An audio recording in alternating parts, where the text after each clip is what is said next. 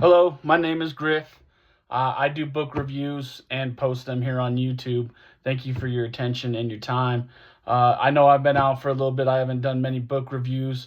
I self-published my book last year. Please go check it out. It's on Amazon, Jack Mormon Joe, an Iraq War Story, Robin Rolfe Griffiths.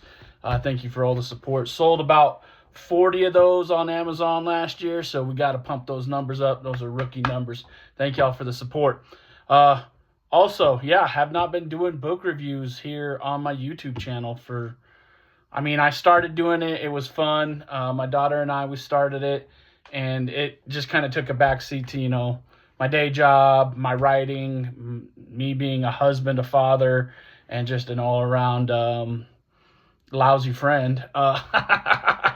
Just kidding. Probably not, though. I suck at being a friend. I'm like the worst friend you could have. Anyways, let's talk about books. I like books. Good. I write books. Good. And I play golf.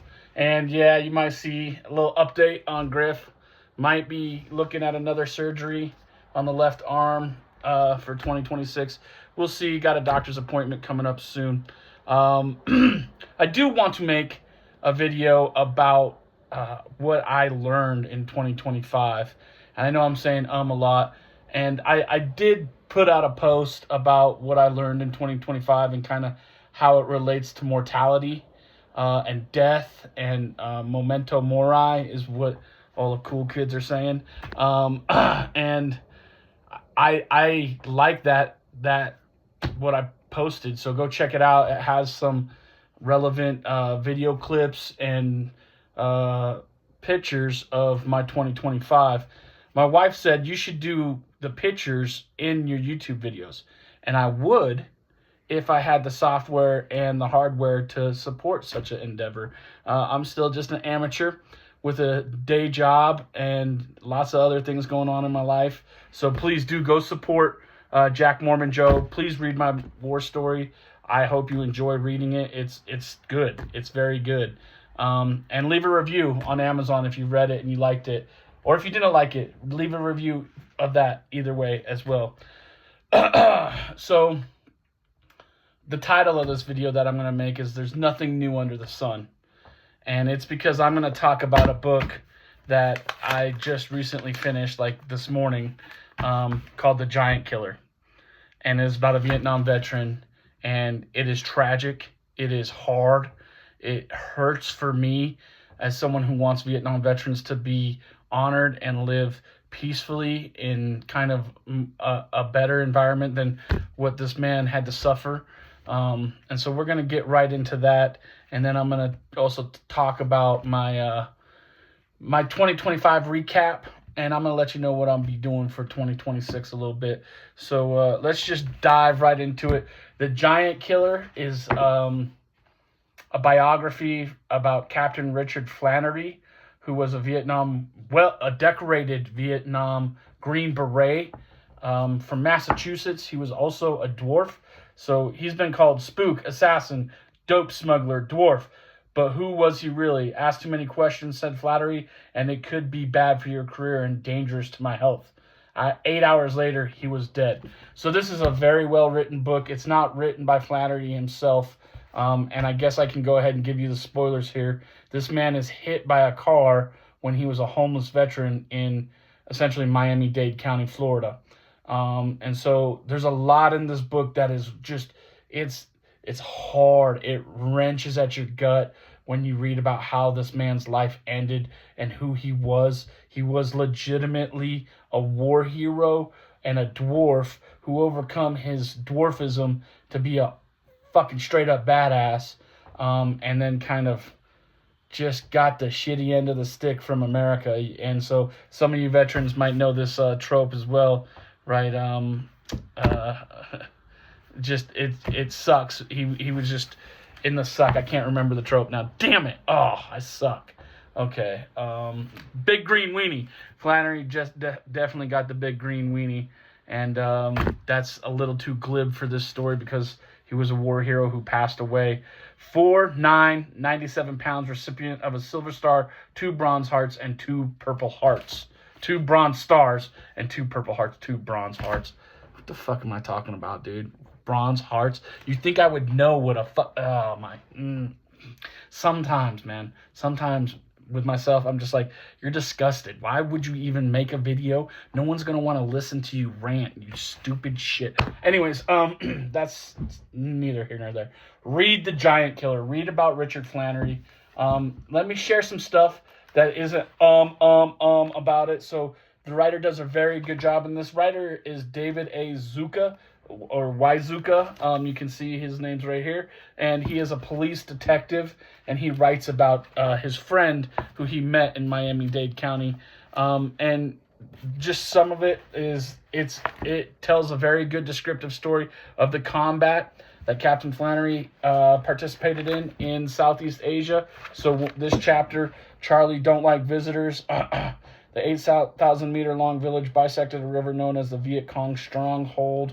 And there's other stuff about Richard that the writer goes into and tells his story very well. It's done very...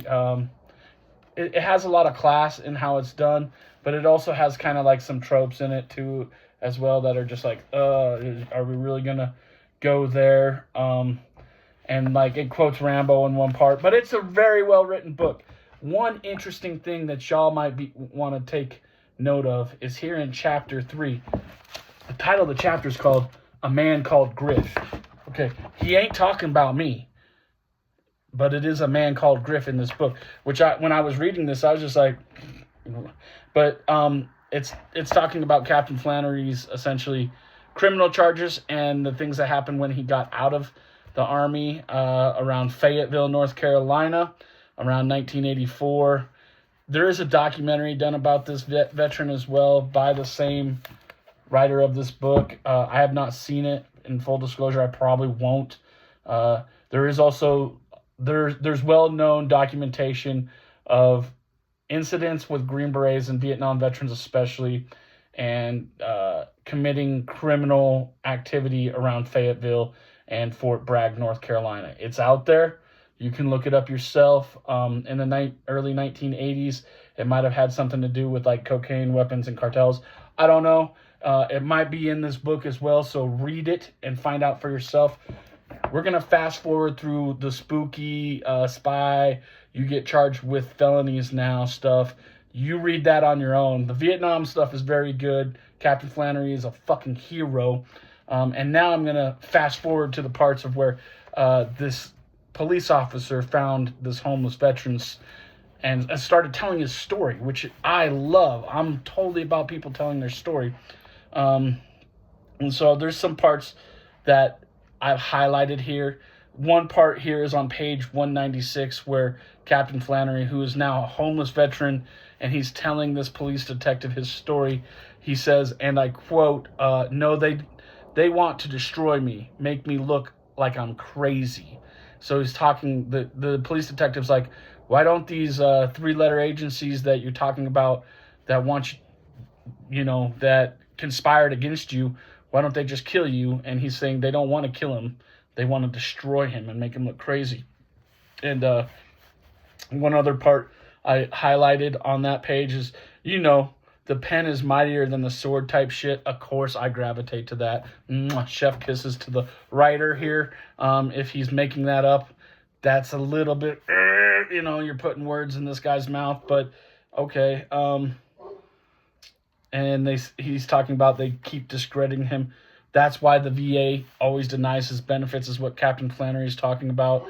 And so the writer is essentially telling you the story of the relationship he develops with this homeless veteran, and then tells this homeless veteran's story on his behalf, which is very noble and very well done.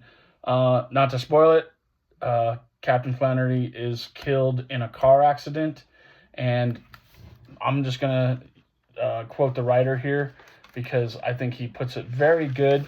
And so this is the writer, David Yazuk. I hope I'm pronouncing that. I'm probably not pronouncing that right.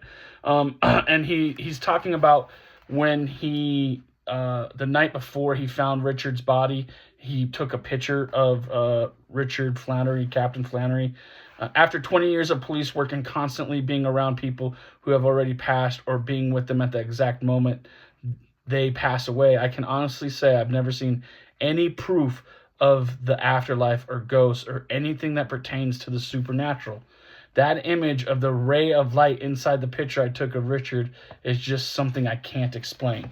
And so he took a picture of this homeless veteran the night before he passed away, and it had a ray of light where the car accident was. And so I thought that was interesting as well. And it talks in here about Captain Flannery's experience and how he says he didn't become homeless overnight. There is a little bit of I don't want to call it a romance. It is a tragic story. This is a very tragic biography, but it is a true and real biography from what I can tell. And it says a lot about what our Vietnam veterans went through. And so if any Vietnam veterans are watching this, I just want to say thank you for your service, your work. I see you and I recognize you, and I stand up during the national anthem because of men like you, because of men like Captain Flannery, even though their story did not have a happy ending. And so, yeah, that's why I'm going to go ahead and say this was nothing new under the sun. Check out The Giant Killer, American hero, mercenary spy, the incredible true story of the smallest man to ever serve in the U.S. military, Green Beret, Captain Richard J. Flannery. I just finished it. Good read. Hard, difficult read to read, like if you're like me and you think that these men deserve more, but definitely well worth the read. And yeah, nothing new under the sun. Anyways, so I'm going to try to start doing more book reviews on my YouTube channel here. Check out what I got next. I'm really excited to read this one. So, The Unvanquished, the untold story of Lincoln's special forces, the manhunt for Mosby's Rangers, and the shadow war that forged America's special operations. This is about the Civil War. This is about assassins during the Civil War. And I am so freaking thrilled to dive into this book now. Again, I'm following my motif. It's about war stories here. And I'm going to read another one, so stay tuned. Make sure you like, follow, subscribe. And if you want to see other book reviews, you want to talk to me about history books or books in general, Civil War history books, comment. You know what I'm saying? And please go to Amazon and buy Jack Mormon Joe. Read it. Thank you for the support. I truly appreciate it. Everybody love everybody. I'm not done yet. Good. Anyways, I hope everyone had a great holiday and a happy new year. I think in mortality that memento mori is kind of silly because, like, who forgets that we're going to die? Like, we all know this. Like, that's when I think we start becoming adults, is when we realize our mortality to a certain extent. Maybe some people don't know that. Whatever. Shouldn't judge. Anyways, I think that where the rubber meets the road is that we get to choose what kind of death we have. Now, I didn't say we choose how we die. Captain Flannery probably did not want to get hit by a car. He probably didn't want to be homeless, but those were the facts of what had happened. And those, you can read in his biography that is somewhat of his choices he made as well. I think that we choose to have a good or a bad death. That's what I believe. I learned that a little bit in my experience of last year in 2025, and I chose to go visit John Beatty's grave in Chicago on the anniversary of when he was killed in an attack in Iraq and I was wounded. I don't know why I chose 20 years as the mark for that. It just is something that felt right to me. And so last January, I went out to Chicago. Well, I actually flew into Milwaukee and met a few of my brother Marines who served with me in Iraq on that second deployment with the 24th MEU. And it was a great reunion we got to have. We stayed in an Airbnb. We did some fun stuff. Like we made a trip to the liquor store and we made some stew and watched football. And then we also the next day drove down to it's not Streator or Streeter, but it's in between Chicago and Peoria. Mostly, I'm not super familiar with the area. And there's the Abraham National Lincoln Cemetery, which my brother John S. Beatty is buried in, and he was buried in after he was killed in Iraq. And I finally paid much overdue respects to that man and to that Marine and to my friend. And I was grateful that my friends and my fellow Marines were there with me to do it. And then we went about our year. I went on, I published Jack Mormon Joe. I started playing in the golf league, the Veterans Golf League at my local golf course, The Ridge in West Valley City, Utah. And I also played in the Veterans Golf Association League here in Utah. And fortunately, I guess I won the state and then I won the region, which I was really shocked that I won the regional up in Wahali, up in Coville, Utah. And that gave me the opportunity to go to the national VGA tournament back in Chicago at Olympia Fields, which was amazing. Love it. I don't know if you can see up there. I collect coins. I'm a nerd with coins. And so I have my military coins, but I also have like collector coins. I got like Revolutionary War coins. I got a Morgan silver dollar my dad gave me when I beat him on the Army-Navy game bet. But I also got a coin from Olympia Fields, like a little collector coin, because it's Olympia Fields and I'm a golfer.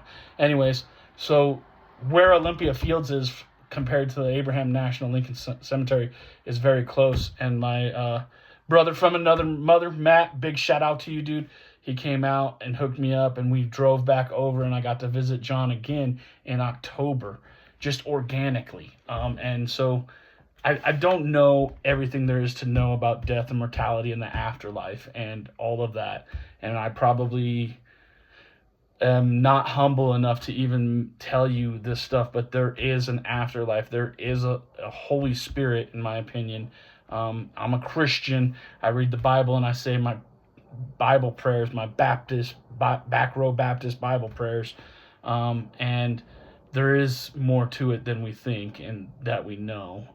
And if you just have faith, one thing I learned, I memorized Romans 12:12, which is be joyful in hope, patient in affliction, and faithful in prayer last year. And those words are not super difficult to memorize, but man, if those principles aren't just hard to perfect.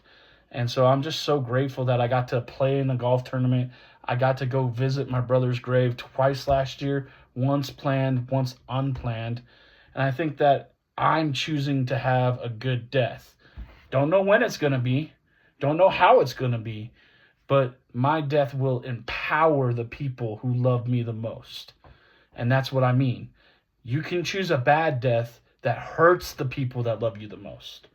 And so maybe let's take an example that's more in the media now. You have Charlie Kirk. I think Charlie Kirk, even though he didn't choose how to be murdered and assassinated, he chose a good death because the people around him have become empowered by his passing. Whereas in other people, who maybe chose a selfish death, only hurt those that are around them and those that love them the most. And so I'm still wrestling with this idea of contrasting memento mori and this idea I have of like we choose a good death and we choose a bad death, which I do get from choice theory, which if you want to go check out Viktor Frankl, A Man's Search for Meaning. If you don't know what I'm talking about, it's very stoic, it's very philosophical, it's much better than me, subject matter experts on all that stuff. Anyways, I'm still working and writing about memento mori and that choice in death. You choose a good death. Doesn't mean you choose when and where and how, but you choose a good death that empowers the people that love you the most. So think about that. Or you can choose a bad death, and that might not be when, where, and how. You might not die for many years, but when you do, the people that loved you the most were hurt maybe by how you lived. And so I'm writing on that. I got my big red binder here. Bop, bop, bop, bop. Working on another zine for y'all. I got some cool poems in here and some other stuff that I'm working. you know, just crazy ideas about vampires in New Orleans, about spooky, like possessed, like cursed bills, like money. Like I collect coins, so like some of it might like be like kind of interwoven with some of that. But yeah, big things coming this next year. Lots of coming. Personally, I will publish my fourth self-published book, which will be a zine, which will have at least a dozen short stories and like at least a half dozen poems in it. I'm still writing poetry, not as much anymore. You know, Jack Mormon Joe last year took a lot of my writing energy, and I'm really proud of this product. So please do go check it out. I put a lot of money into editing it as well, so I'm trying to make that money back a little bit. So like I said, I got to pump those numbers up just a little tiny bit, but not a ton, you know. And I'm so happy. It was very cathartic for me to tell this story in this way, which is abstract. This is not a memoir. This is more of a nightmare. Read it if you dare.